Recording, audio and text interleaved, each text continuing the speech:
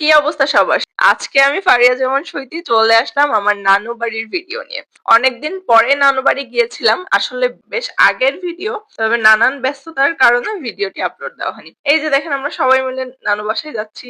এই যে যাদেরকে দেখতেছেন এই ছোট ছোট গুলো হলো আমার মামাতো ভাইরা। ওরা আসলে যশোর শহরেই থাকে, এই জন্য আমরা সবাই মিলে একসাথে নানু বাড়িতে গিয়েছিলাম। আমরা 4 বোন আর 2 মামা 2টা ছেলে। প্রতিটি শহরেই ঘুরতে যাওয়ার মতো অনেক জায়গা আছে, কিন্তু নানু কিংবা নানা বাড়ি যাওয়ার আনন্দ আর কোনো কিছুতেই যেন নেই। এজন্য যখনই নানু বাড়ি যাই তখনই খুবই আনন্দ লাগে, আর সবাই মিলে যখন যেতে পারি তখন তো আর কোনো কথাই নেই। এই যে নানু বাড়ি আমরা পৌঁছে গিয়েছি, নানু বাড়ির ভিতরের সাইডটা আপনাদেরকে একটু দেখানোর চেষ্টা করলাম। তারপরে এই যে দেখেন এখন বসে গেলাম সিঙ্গারা খাইতে। এই সিঙ্গারাটা নানু বাড়ির বাজারের ওখানে পাওয়া যায় এবং খেতে অনেক অনেক মজা। আমরা যখনই যাই তখনই আমার মামাতো বোন সবসময় যে আমাদের জন্য আগে সিঙ্গারা কিনে নিয়ে এসে রাখে। এই সিঙ্গারা না হইলে আমাদের যেন চলেই না। তারপর নানুকে বলতেছিলাম, নানু তুমি একটু হাই দিয়ে দাও আমার ফলোয়ারদের। নানু বলতেছে কি, না আমাকে দেখা যাবে। বললাম সমস্যা নেই, তোমার মুখে আমি একটা স্টিকার মেরে দেবো, তোমার মুখ দেখা যাবে না, তুমি হাই দিয়ে দাও। তারপরে আমার নানু হাই দিয়ে দিল। তারপরে সিঙ্গারা খাওয়া দাওয়া করে তারপরে আমরা বের হলাম নানু বাড়ির উঠানের দিকে। তো ওখানে একটা গরু ছিল, এটা হলো আমার বড় মামির গরু। ওকে আদর করতেছিল আমার ছোট বোন। তারপরে এই যে এই পাশে একটা ঘর আছে, অনেক গরমের কারণে আমার ছোট মামা এইভাবে এই খোলা ঘরটার মধ্যে সেখানে মাঝে মধ্যে ঘুমাই আর কি। সেখানে ফ্যান ট্যান সবই আছে।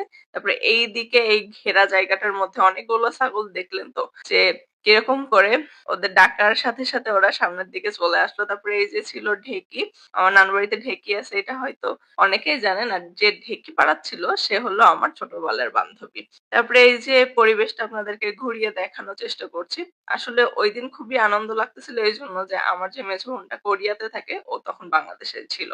কারণ আপনাদের যারা কাছের মানুষ দেশের বাইরে থাকে তারা আসলে যে কতটা আনন্দ হয়, কতটা সুন্দর সময় কাটানো যায় সেটা হয়তো আমার মতো আপনারাও ভালো জানেন। তারপরে এই যে আপনাদেরকে আস্তে আস্তে কবুতর, হাঁস, মুরগি সবকিছুর খোপগুলো দেখানোর চেষ্টা করলাম। আমার বড় মামা আর বড় মামি এগুলো লালন পালন করে। তারপরে এই যে এখন খেতে বসে গিয়েছি। আমার মামি আর নানু মিলে অনেক কিছু খাওয়া দাওয়ার আয়োজন করেছে, ছিটে রুটি, মুরগির মাংস। আর বড় মামা আমাদের সাথে বসেছিল, কারণ মামা সবসময় বলে যখন তোরা আসিস তখন আমি অনেক ভালো মন্দ খাইতে পারি। আর ওই যে প্লেট নিয়ে দুইজন দাঁড়াই ছিল। তারপরে এবার গেলাম সাইকেল চালাইতে। সাইকেল চালাইতে আসলে খুবই ভালো লাগে। এখানে 2টা সাইকেল ছিল, একটা ছোট বড়, 2টাই চালাচ্ছিলাম একটু একটু করে।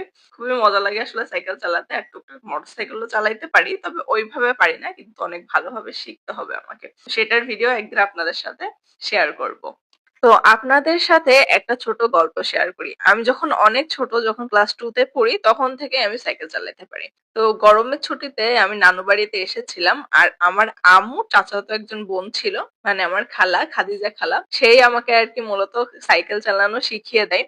তো একদিন যখন সাইকেল চালাইতেছি আস্তে আস্তে, মানে খালা হঠাৎ করে আমারে ছেড়ে দিয়েছে। এখন মনে করেন যে সাইকেলটা বেশ বড় ছিল আমার হাইটের তুলনায়, কারণ 2 তে পড়ি অনেক ছোট ছিলাম। এখন খালা যখন ছেড়ে দিয়েছে আমি আর ব্যালেন্স করতে পারিনি, ঠাস করে যে পড়ছি বাঁশের উপরে। তারপরে আমার মুখের ভিতরে হালকা কেটে গিয়েছিল। তো সাইকেল চালাইতে গিয়ে নিজের মুখ কেটে ফেলছি। তারপরে এই যে একটু আগে দেখলেন সবাই মিলে হাঁটতে হাঁটতে আমরা বাজারের দিকে যাচ্ছিলাম আসলে একটা কোল্ড ড্রিঙ্কস কিনে আনার জন্য।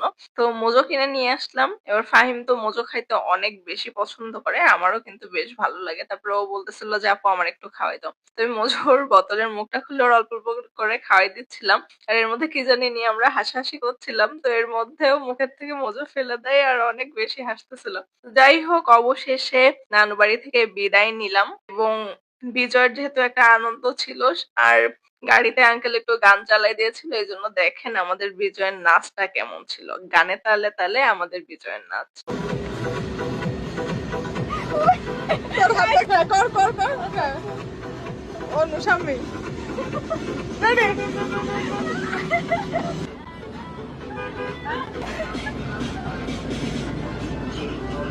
ওরে বেশি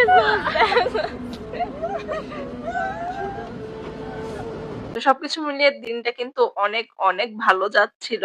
তারপরে এই যে দেখেন গাড়িতে মনিহারের দিকে চলে আসলাম। আর তো সবকিছু মিলিয়ে চেষ্টা করেছি বিস্তারিত আপনাদের সাথে শেয়ার করার জন্য। ভিডিওটি ভালো লাগলে শেয়ার করে পাশে থাকবেন। আজকে এখানেই শেষ করছি। ধন্যবাদ।